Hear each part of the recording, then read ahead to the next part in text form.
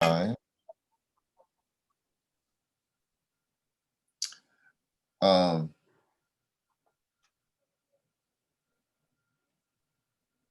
so if we are, so we are recording the meeting. So hopefully no one has there's no objection to the meeting being recorded.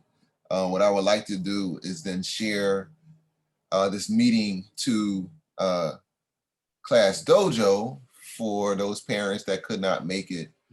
So that way they have the information that I'm sharing today. So good morning and thank you guys for coming to today's town hall. So I don't plan to be before you long, and I'm sorry, I am Kyrie Moody. I'm the principal here at Ludlow. I don't plan to be before you long, but I wanted to just kind of reach out with some information around the school reopening or the potential for school to reopen. And I'm saying potential because there are still some things that may factor into whether or not we do open the school to our kindergarten, first grade, and second grade students on November 30th.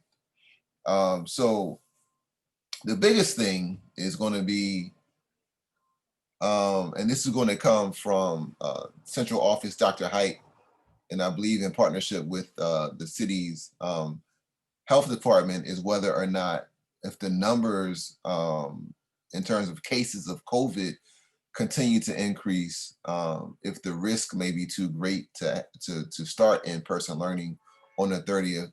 So that could impact, so the number of cases could impact whether we open or not on the 30th. And then there are some facilities issues that may impact whether or not we open on the 30th as well. So the school district is currently conducting air balancing reports in all of their school buildings.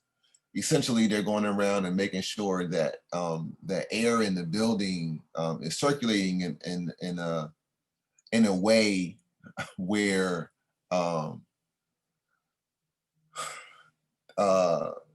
the virus, right, or droplets, or basically that the building itself is not going to add to the spread of the coronavirus. Ludlow, as of today, we do not have an air balancing report, and what the plan is for Ludlow is for us. Our house fan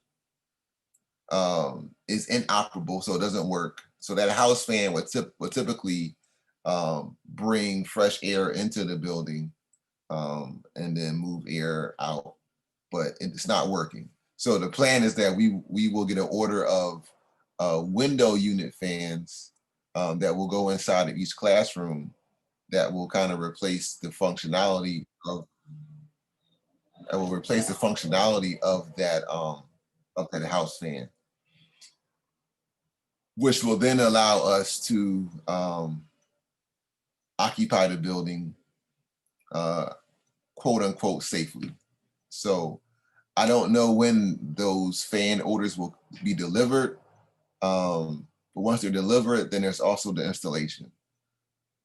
So that's a factor that may impact whether or not we are able to open on the 30th or not. And those are really the two major factors. It's going to be the rise in the COVID cases, and then the other one, the more local, more immediate thing, is whether or not, as a building, from the facility side of it, if we are able to open based on that air report, that air balancing report. All right, so I want to be, I guess, as the reason why I wanted the meeting is so that I could be as open and transparent as possible on what information we have right now. We're still going to be creating a plan. We're still going to be creating a plan as if we are returning on the 30th. But that plan may or may not happen based on those two factors. Do you guys have any questions for me at all? Okay. So the plan upon, so there are a couple of things as we prepare for school return. Beginning on the 10th, there will be a change in the school schedule. Specifically in kindergarten, first and second grade, there will be a change in the schedule to allow for teacher training.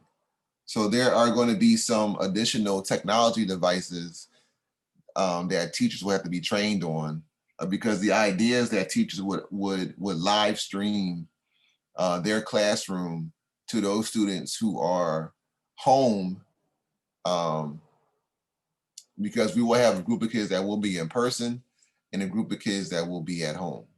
So there is some training around technology that has to occur between the 10th and the 25th. So that actually means that the school day is going to end at 11:15, beginning November 10th to November 25th, because in the afternoon, teachers will be attending those trainings and professional developments. Unfortunately, this information was just kind of shared to me on Wednesday, which is why it seems like it's very abrupt, and it seems it's short notice. So I do apologize for that, but it is beyond my control. And then potentially on the 30th, when students return, we may have to adjust our school day, where it may begin at 8:15, and then it will end a little bit earlier, around 2:45. So that is something I wanted to share as well. And just a bit of a reminder about the 30th, when students do return. Right now we have about, how many kids do we say, Ms. Chapman, students we have that?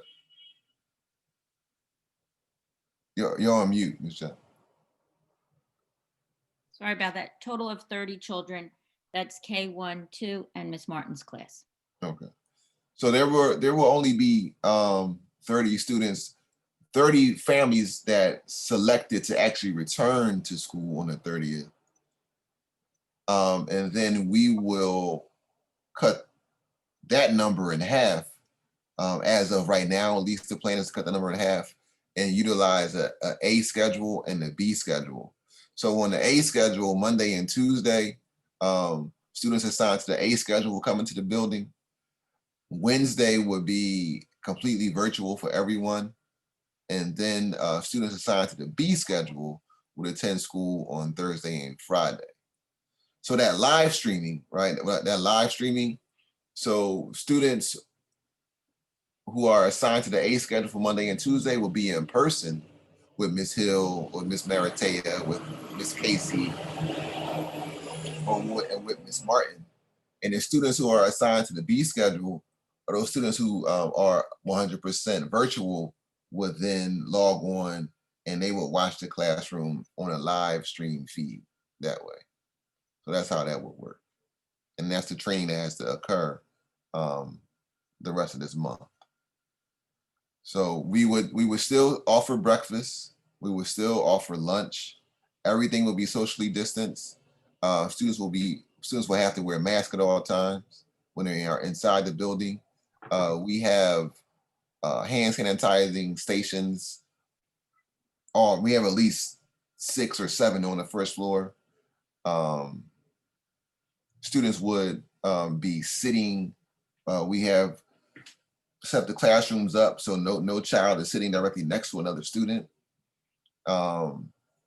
Every student would have their own supplies when they come in. We would not be mixing supplies, pencils, papers, books. We would have students leave their Chromebooks at home. The ones that if you have an assigned district Chromebook, you can keep that Chromebook home. And when they come to school, we would assign them a specific Chromebook for in-school use. So that, again, it won't be any kind of cross-contamination.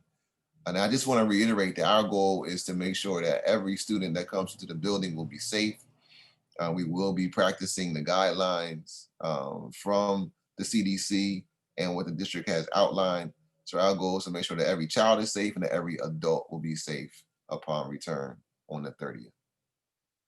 So that's really all I have right now in terms of school return.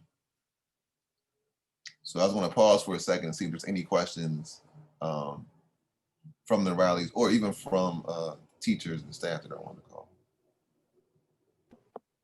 No, it's pretty straightforward. Okay. All right. Very good. Very good. I had a question about the times again, just to make sure. So November 10th through the 25th, we will stop our day at 11:15 with the children and then have our lunch, whatever, and then do our trainings. Correct. And then what was the other time change that I thought you had mentioned? So we may have to move the start time of the day up to about 8:15. Okay. Just to accommodate all the different, because we still have to consider a 3 to 8. But we'll go into depth of that a little bit more, Ms. Hill, in leadership today and everything as well. The other piece then, just to turn the page a little bit, the other piece that I wanted to briefly touch on was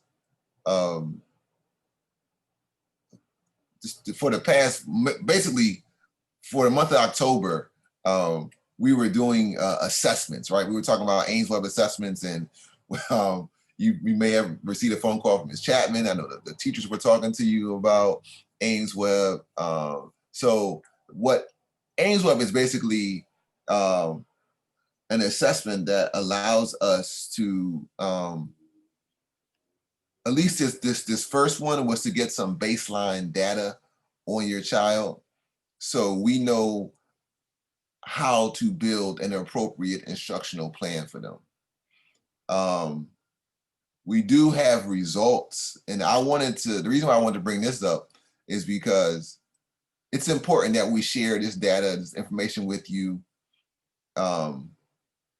because you're the parents and you should know. But I felt like it was even more important because since the children are home, you're actually seeing us go through this process of assessing students. And I know me as a parent, right? You're making we're making such an emphasis about the test. I would like to know the outcome of the test.